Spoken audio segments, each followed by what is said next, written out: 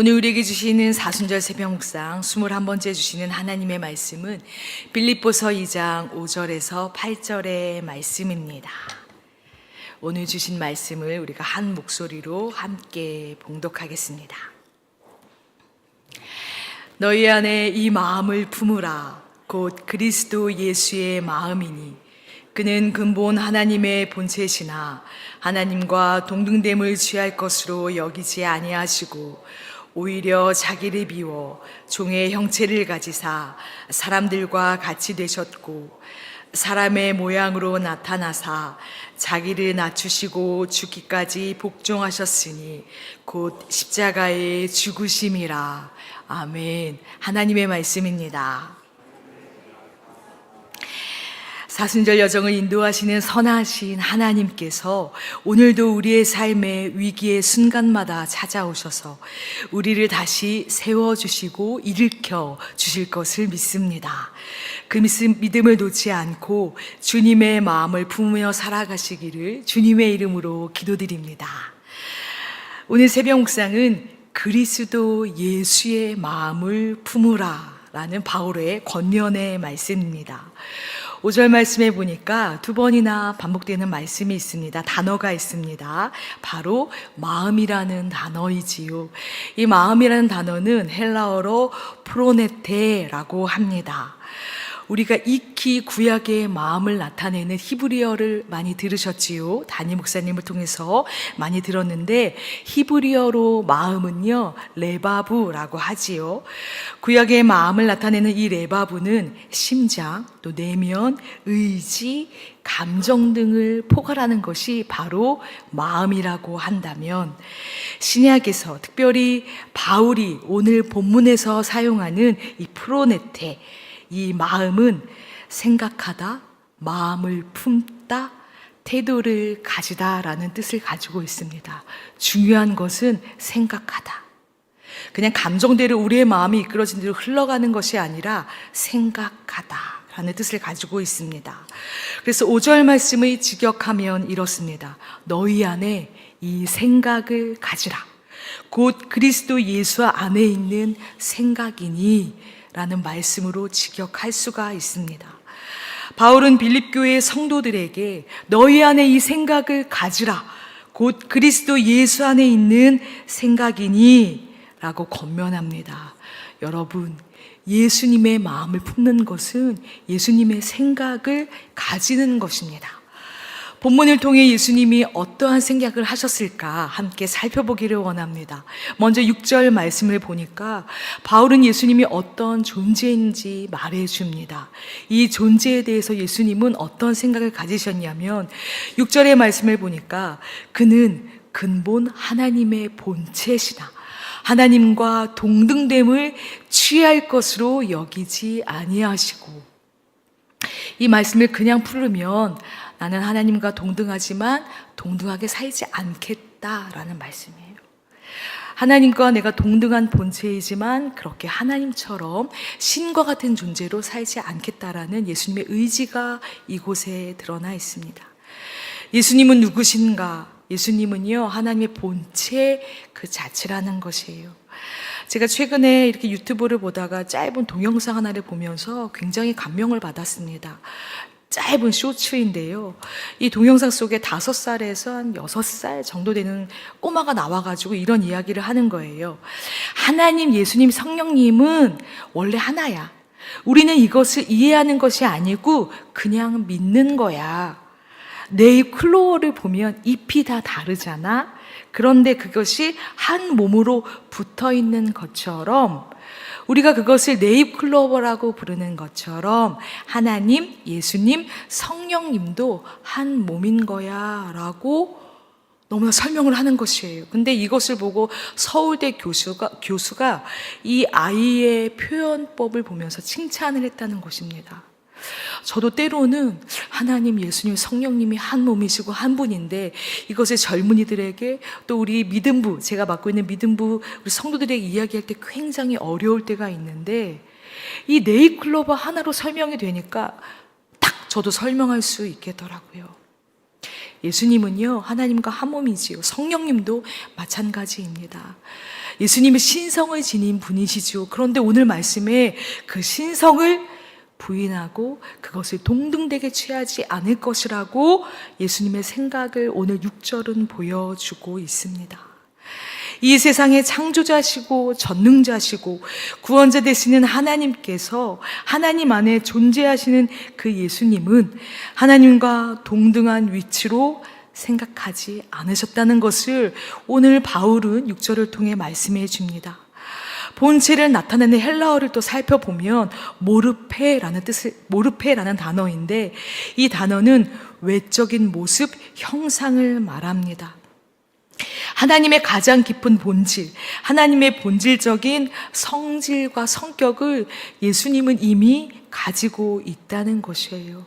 예수님은 신성을 지닌 분이십니다. 6절에 등장하는 취하다는 말을 조금 더 깊이 살펴보면 내용이 이렇습니다. 이미 소유하고 있는 것을 계속 붙잡고 놓지 않으려는 것. 이것이 취하다라는 뜻이거든요. 그러니까 이미 내가 소유했어요. 근데 그것을 계속 붙잡고 있는 것, 이게 취하다거든요. 근데 오늘 6절은요, 이 표현을 사용하면서 예수님이 취할 것을 여기지 않으셨다라고 바울은 이야기합니다.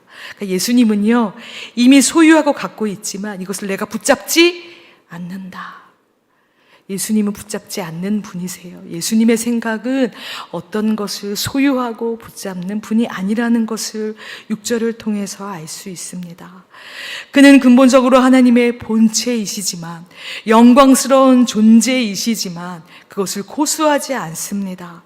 그리고 7절에 이어지는 말씀으로 오히려 자기를 비워 인간이 되셨다라고 말씀합니다. 자기 비움은 우리가 케노시스라고 하거든요. 예수님은 자기를 비워서 오히려 종의 형체를 가지고 사람들과 같이 되셨다는 거예요. 신성도 있지만 인간이 되셨다는 말씀입니다. 자기를 비웠다는 것은 예수님께서 하나님이 지니신 신성이나 본질을 버렸다라는 의미는 또 아니에요. 가지고 계신 것이지요. 그리스도께서 지니고 있던 영광스러운 지위를 잠시 뒤로 하고 있다는 것이에요. 취할 수 있지만 취하지 않으셨다는 것입니다. 종의 형체를 지금은 입으셨다는 것입니다. 7절 말씀을 보면요, 3개의 문장으로 채워지고 있어요. 자기를 비웠다, 종의 형체를 가졌다, 사람들과 같이 되었다. 예수님이 자기를 비우신 이유는 무엇입니까? 사람들과 같이 되기 위함이에요. 사람들을 누구보다 잘 이해하기 위함입니다. 그리고 더 나아가서 하나님의 말씀을 철저하게 순종하기 위함이에요. 완전한 신성을 지니신 예수 그리스도께서 완전한 사람이 되어서 이 땅에 오신 이유는 그리스도인들이라면 누구나 다 알고 있지요. 예수님이 이 땅에 오신 이유, 우리의 죄 때문입니다. 우리의 죄 때문에 십자가에 달려 죽으시기 위함이에요. 살기 위함이 아니고요. 예수님은 이 땅 가운데 죽으시기 위해서 오셨어요. 그래서 과감하게 내가 신성을 지녔지만 신성의 모습을 뒤로 하고 인간의 모습, 완전한 사람이 되셨습니다. 자신의 영광을 모두 버리고 하나님의 말씀에 순종하며 진짜 사람이 되셨던 분이 바로 우리 예수님이십니다. 예수님은 철저하게 신성을 지녔음에도 완전한 사람, 이 생각을 놓지 않으셨어요.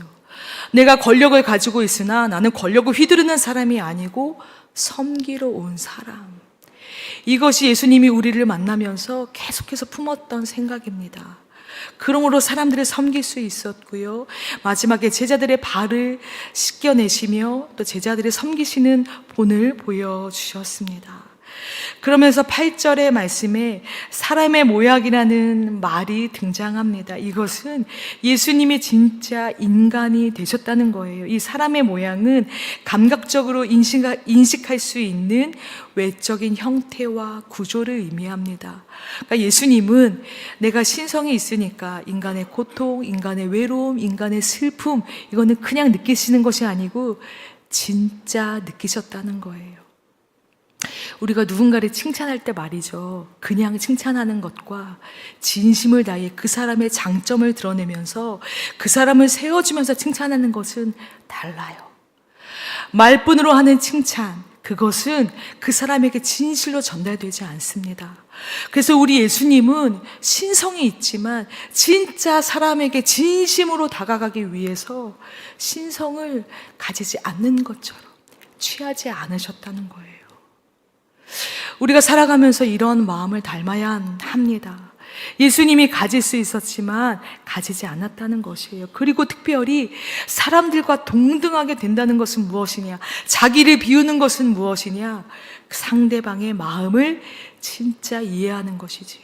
진짜 그 사람의 마음이 되는 것은 그 사람의 감정을 깊이 들여다보는 것이지요. 혹시 칭찬을 받기 원하십니까? 그러면 상대방이 무엇을 좋아하는지 살펴보면 돼요.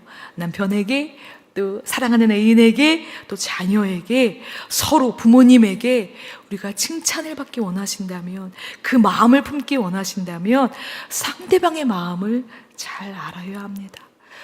우리 예수님은 이런 부분에서 1인자인 것 같아요. 상대방의 마음을 잘 알기 위해서 그 사람과 동등하게 되는 것. 바울은 5절에서부터 7절까지 예수님이 어떠한 생각을 품었는가 보여줍니다. 예수님의 본체는 하나님이시지만 하나님이라는 신적인 존재로 자신을 생각하지 않았습니다. 자신의 권위를 인정하지 않았습니다. 오히려 자신을 비워 종의 형체를 가졌고 사람들과 동등한 위치에서 사람들과 같은 모습으로 사셨다는 것입니다. 우리는 이것을요, 두 글자로 이렇게 불러요. 겸손. 내 위치에서 다른 이들을 보는 것이 아니고요, 타인의 위치에서 바라보는 것이지요. 그것이 겸손입니다. 예수님은 친히 이 말씀을 통해서 우리에게 겸손의 본을 보여주고 계십니다. 또 예수님께서 늘 생각하셨던 것은 무엇일까? 그것은 하나님의 뜻을 이루는 것이지요. 8절 말씀에 죽기까지 복종하셨으니 순종도 아니고요, 복종하셨다. 자기 자신이 있지 않습니다. 그대로 하나님의 말씀을 따르기 위해서 기꺼이 내 목숨, 내 생명을 드리는 것이지요. 그것이 예수님이 늘 살아오시면서 품었던 생각이에요. 복종. 복종은 무엇인가? 하나님의 계획을 이루기 위해 생각하는 것이고요, 행동하는 것이에요. 우리가 하나님의 계획을 분명히 알고 있는가? 하나님께서 이것을 이루실 것을 알고 있는가? 아니면 자꾸 내 뜻대로 무언가를 이루려고 하는 것인가? 우리는 삶의 태도에서 내가 하나님께 순종하고 있는 것 아니면 불순종하고 있는 것 단번에 알 수 있습니다. 특별히 바울이 너희 안에 그리스도 예수 안에 이 마음을 품으라, 이 생각을 품으라 라고 말씀하신 이유가 있어요. 당시 빌립보 교회 안에서는 교인들끼리 갈등이 일어납니다. 갈등이 일어나기 시작해요. 구체적인 어떤 갈등이 일어나는지는 빌립보서에서 등장하고 있지 않습니다. 그런데 4장에 보니까 특별히 이름이 나오지요. 유오디아 그리고 순두계 권면하는 내용이 4장에 있습니다. 그것은 무엇이냐면 교회 안에 사람과 사람으로 인해서 또 직분과 직분으로 인해서 교회 갈등이 일어나고 있다는 것이에요. 교회 안에서 문제가 일어날 때 혹 갈등이 일어났을 때 말이죠, 바울은 이렇게 이야기하는 것이에요. 예수님처럼 생각하라. 너희가 원하는 대로 생각하는 것이 아니고 예수님처럼 생각하라. 내가 가지고 있던 신앙의 본질, 가치관, 세계관, 내가 누려왔던 그 은혜가 아니고요, 오늘 바울은요, 예수님의 마음, 예수님의 생각처럼 행동하라고 하는 것입니다.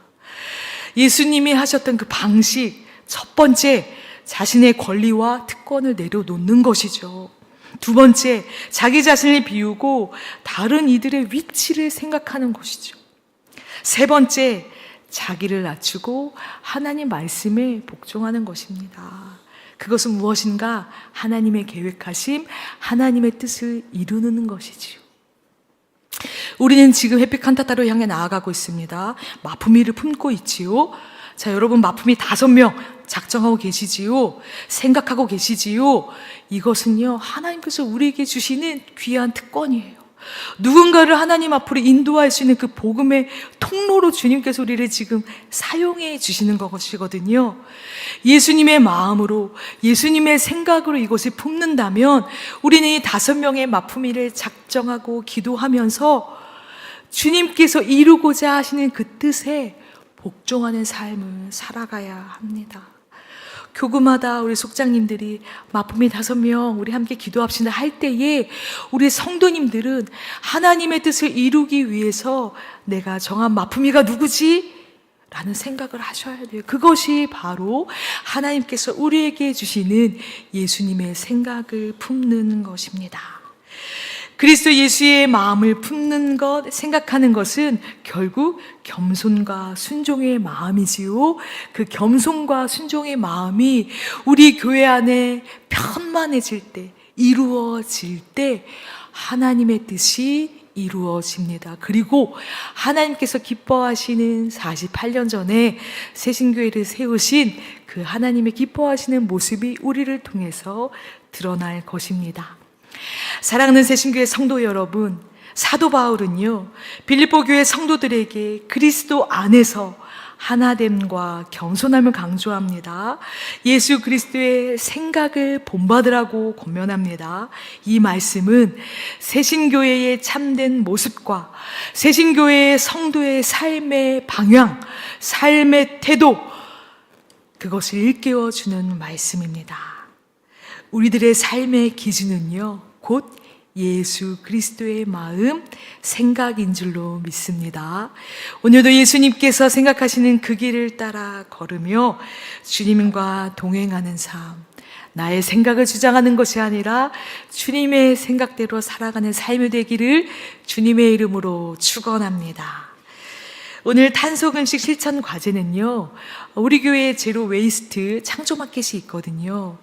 그러니까 탄소 금식을 실천하는 가장 큰 거는 뭐냐면 눈으로 직접 확인하는 것인데, 우리 창조 마켓에서 여러분 여러 가지를 보시고 탐방하시면 이런 것으로 탄소를 줄일 수 있구나를 발견하게 되시거든요. 그래서 오늘 특별한 과제는 교회에 오시게 되면 창조 마켓을 한 번씩 꼭 탐방하시고 필요한 물건들을 구입하시는 여러분 되시기를 소망합니다.